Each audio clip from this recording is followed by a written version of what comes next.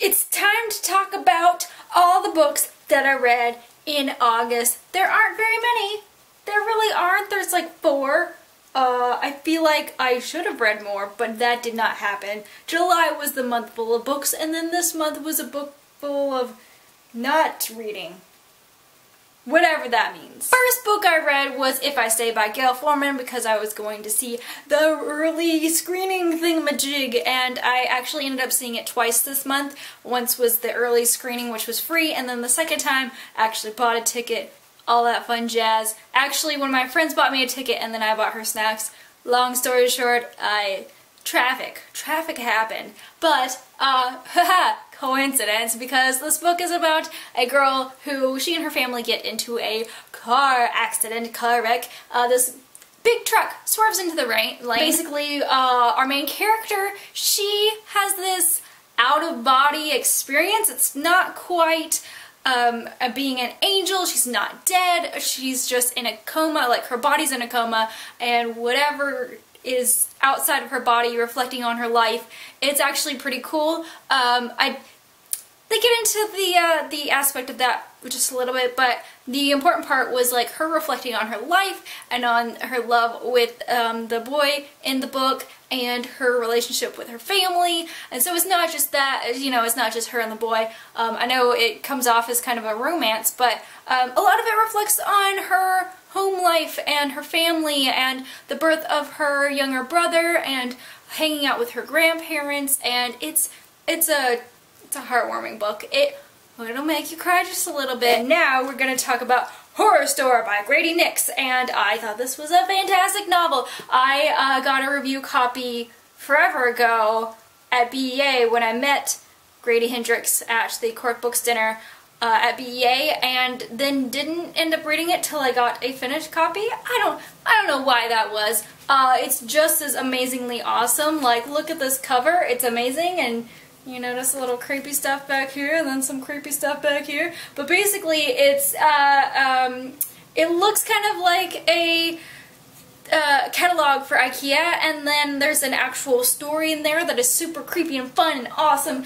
And if you're, I don't know, I don't read a lot of horror. I've kind of gotten into it with Mara Dyer and The Merciless, but this is probably not necessarily horror. It's just creepy, and there's I don't know how to explain it, but I forget who reviewed it and said that it was kind of like Chuck Palahniuk. I feel like there was a blurb somewhere, not by anybody on BookTube, but like somewhere else, and they said that it has sort of the same tone as like Diary by Chuck Palahniuk, and I think yes. I was gonna say it's not as gruesome, but it is just as gruesome. It's just as bloody. It's just as gory and all that. So if you liked that aspect and you liked the female protagonist and all that stuff, this one's your jam. Now, which book am I gonna review? It's gonna be this one.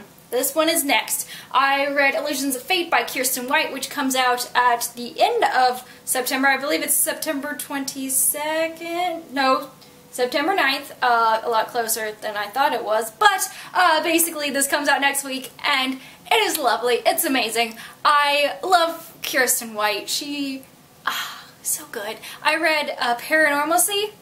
I think that's the book that I read by her, and it was hilarious and fantastic. This is not as hilarious, but it's still has that aspect of girl power, not like Spice Girl power, but just a different kind of power. And because it is the main character is a person of color, and this is set in a fantasy land, but it's based, I would say, sometime in the Victorian era. I'm not sure, but it's something like that. And she comes from this island, and she comes to the city where it's mostly white people, and there's still like this magic stuff going on, and hijinks ensue. That's basically really a lot of things that happen. There's magic and things, and Finn, oh Finn, oh Finn. This is one of the kind of books that, like, it could have a sequel if they wanted to, but at the same time, I'm happy with it being one book if they choose for it to be one book. Like, it's a fantasy book and it's that small. But I think if you liked the Clockwork Angel, Clockwork Prince, Clockwork Princess series.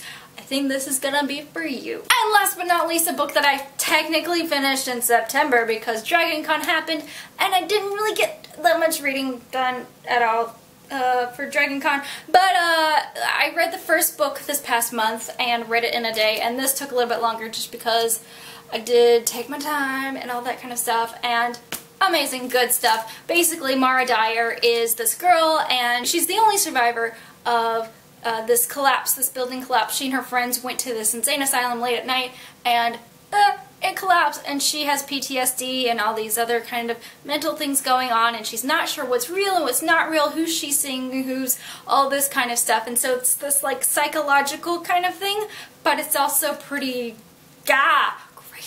crazy stuff is going on, and this one totally amps it up. People said it was scarier than the first one. I could see some of the creepier aspects, but it wasn't on the level of Horror Store, which I had read earlier this month, so like that was my kind of thing. But it was still like so good and still on the same level as Unbecoming. Oh goodness, I love this series, and as soon as I finished this, I want the third book. I feel like that was a super short video and that I should say more things, but I will leave you with that.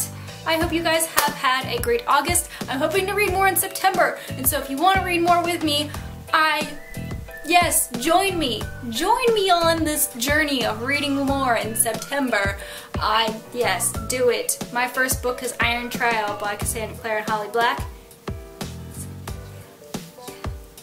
More magic in my life, you know? Just making it happen. Oh yeah. What was that? I am gonna go.